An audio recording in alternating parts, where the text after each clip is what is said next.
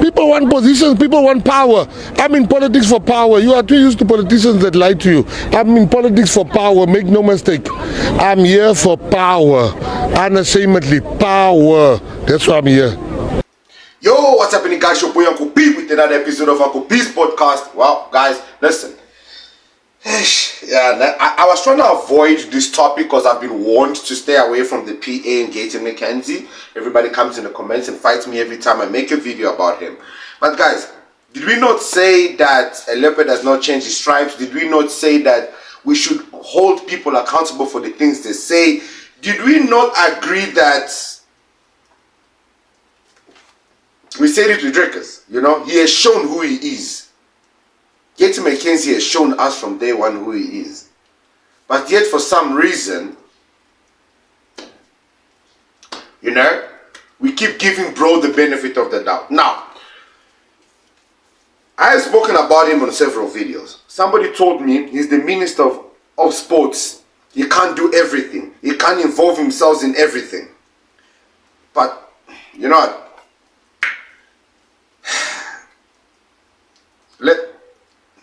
You know what, man? Let's just bring the evidence like we usually do.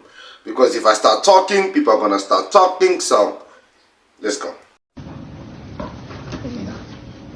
Are you connecting to Betrayal also? Yes, sir. Ask him how you connect. Who's connecting over there? All right. Kom op. Ik heb lekker keer mensen hier. Kom op. Ik wou net niet gezegd wie mijn vrienden is, man. Ze met een vriend die gaat wat kom inloeren die mijn kantoor. One of the men that I've had long discussions with in the past, we've shared ideas. We always differ very respectfully, meaning always. We don't always agree on stuff, but it's always respectful. That's altijd so. We're going to have like a 10-15 minute discussion quickly before I fly out about what's happening in the country. Because the temperatures are high. Everyone is like, we're talking past each other. And as the leader of a political party, I feel that we should speak to each other and we should hear people's viewpoints. The media is also not helping because they're putting fuel on the fire. I believe in South Africa we need to bring the temperatures down. We need to hear what we are saying to each other. Leave our egos. Let's listen to each other. And I'm speaking in my capacity as the president of the Patriotic Alliance. That I'm not going to be told not to speak to people. And I will not do. And I have my friends here today that came in and they came to say hi. Baie dankie minister, ek het nooit geweet ons gaan op die punt. So he called them my friends yesterday. So basically he's playing PR, he's trying to make peace. That's what it looks like. Absolutely nothing wrong, alright? But what I don't like is that the media is fueling fire and people are misled. Guys, is it us that... So, what do you make of the Afrikaners singing the stem at the US Embassy? I think it's important before I say anything to understand that I'm of Afrikaner descent. I'm of German and Dutch descent, and these people later became Afrikaners when they had nowhere to return to Europe after the colonial rule ended in the 1950s and 60s. So I think now it's important to say that looking at the videos of these people singing the stem, the old national anthem of, you know, a regime, says a lot about these people. I think literally these people believe that they are refugees. They believe this. They believe that Donald Trump is God sent to help them. Now, I don't know if a lot of you have heard about the visions and prophecies of a guy named Sina van Rensburg. And listening to a lot of these pro-right conservative nationalist Afrikaners, to me it seems that these people believe that Sina van Rensburg prophesied this, right? That the USA would come and help the Afrikaners here, and eventually, after how many wars, I don't know, they'll reinstate segregation, and the white people will rule South Africa once again. So I think this cognitive dissonance plays in a lot. These people literally believe these things, and it's dangerous, misleading, and it really comes down to bad education and misinformation. You know, these politicians, when I tell you that, guys, the politicians don't care for us, the politicians don't do it for us, the politicians do it for themselves. You saw the video I played in the beginning. Those were his words. The politicians don't do it for us. All the politicians care about is themselves in their pockets. They care about the power, like he said, and the fame. So, that meeting happened, and obviously everybody went crazy. Everybody's talking about it. Let's hear what people are saying about this. So for the people who voted for the Patriotic Alliance, I just want to know, what is the line for you that Gayton needs to cross when you go, you know what, it's not him anymore? Because apart from being an open Zionist, being friends with apartheid legacy billionaires like Rob Hersoff, defending racists like Ronaldo Gauss, now he's rubbing shoulders with AfriForum's founder, Kali Kriel, and the head of policy, Ernest van Zyl. And look, these are not just like your run-of-the-mill racists that he's hanging out with now. These are the people that went to court to have the apartheid flag legalized again.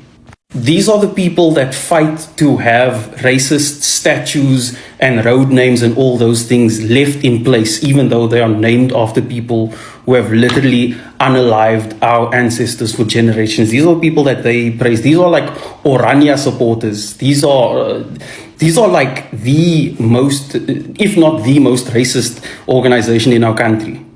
This is the country that goes to conservative lobby groups and conferences in other countries that are trying to impose other racist right-wing agendas in their countries. That's who is rubbing shoulders with here. These are not like your average, you're not your regular racists. These are not like your K-word in the parking lot kind of racists. These are the kind of racists that will put money behind it and write policy and travel all over the world to push the agenda that keeps you poor and impoverished. That's the kind of people he's rubbing shoulders with here. And so what I want to know is, not just for maybe for Patriotic Alliance voters, but for people who vote for various political parties, I think it's important that you establish what's the line for yourself where you go. I need to be done with this party now, or this organization. Now, when I saw that video, a few questions. First of all, he betrayed the EFF and went to the MK. So should we even be listening to him? One. Two, the ANC were given over 30 years and they are still in power through all their mistakes. Three, guys, are we really so desperate for change that a known criminal, people can change, people can be vindicted, but to lead the country, to be part of making policies, to be part of peacemaking? Do you guys, you know what now? Can we all agree that politics is a criminal syndicate? Let's just agree that it's a criminal syndicate. They are there to loot, steal, and rob. So you take a convicted criminal who is reformed and take him into politics, crime, where crime is big. You basically put him home. He's at home. He is at home. And you expect what from him? Guys, why are people panicking with things that we already knew? And this is what I'm saying. It's like with the Talvin.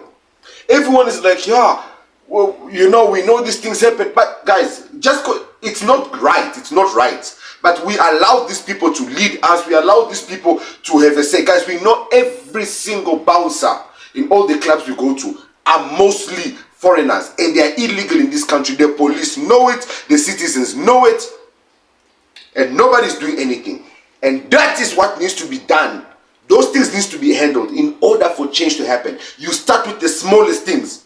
If you don't have illegal foreigners as bouncers, those are South African jobs.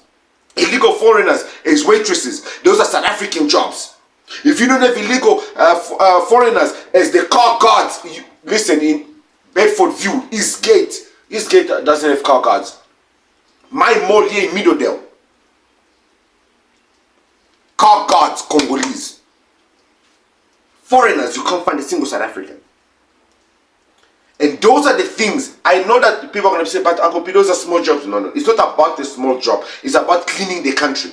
It's about literally mass deportation of illegal immigrants. Everybody's doing it because they're realizing that it's a big-ass problem. Now look at us crying here about Pablo.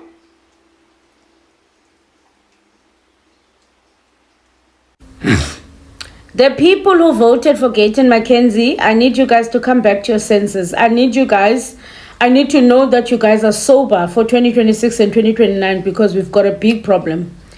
Gayton is busy saying, yeah, Trump is not my enemy.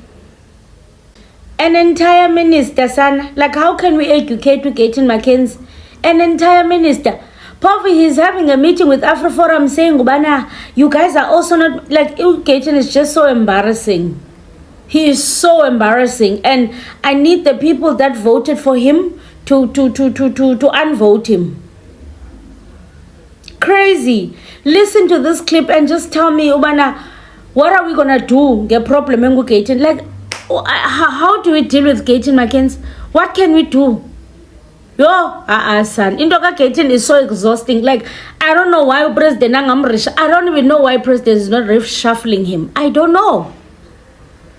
Yo. People are going to agree with you. Yeah. We must not be arrogant.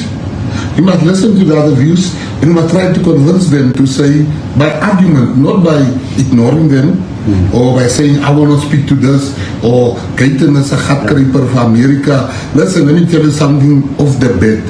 All my friends knew before all this thing, I love Donald Trump. I love that man. Everybody in the PA knows I love Donald Trump. Now all of a sudden I must not love Donald Trump. I love Donald Trump since the days of his reality show. All my friends know that. Yeah. But even the people that I love my partner, but I differ with her. That doesn't mean you can't differ with people. Yeah. If I differ with my partner, it doesn't mean I stop loving her. Guys, I totally understand what he's saying. And he's saying absolutely nothing wrong. But the problem with what he's not realizing, AfriForum is a racist organization that hates black people, black South Africans specifically, in their own land. And they are requesting that another nation get involved in local issues. AfriForum is asking that the 70-75%, however much land Afrikaners own, must remain that way. That apartheid laws, guys, they were literally singing the apartheid song. I don't want to play it because of copyright, but they were singing it. They have no respect for black South Africa. These are not people you talk to. These are not people you sit with and smile with the way he is smiling with them. And that is where the betrayal comes from. And that is where the betrayal comes from. Guys, I don't know how much more, just like the ANC, we gave them 30 years. And look at where we are. Today we are in the GNU and we don't know what the fuck is going on. How much longer will the PA give Gayton McKenzie before they realize that oops. I'm your boy Uncle P, and I'll see you guys in the next one. Cheers.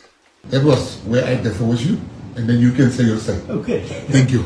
Thank you so much, Minister. There's, of course, a lot of questions here, but let me start off. I think people should not equate the ANC with the country. If you're going to take on things that the ANC leadership does, it doesn't mean you're taking on the country. The fact is, we love this country, we are loyal to this country. We also stated categorically that as AfriForum, as an organization, we have to build a future here. Of course, we respect the right of everybody else to decide for themselves. We're also thankful for the fact that President Trump has recognized some of the problems here in the country and that he's willing to help. Okay, but then what has happened, unfortunately, when this whole issue came to the fore, the ANC did not want to do introspection. What we saw from them is that they went right ahead and decided to find some kind of scapegoat. And they did not attack what we said, and they just said it's their fault. And that is, it's easy if you are responsible for something and you want to evade that responsibility, blame somebody else. So in that regard, unfortunately, there was in terms of many media institutions, just follow that saying it's AfriForum's fault. And I've asked many of these journalists, okay, why did you say it's our fault? They say, no, you lied in the US. And we say, okay, what did we say was a lie? Give us a page, a number, an interview where we specifically lied. And people can't do that.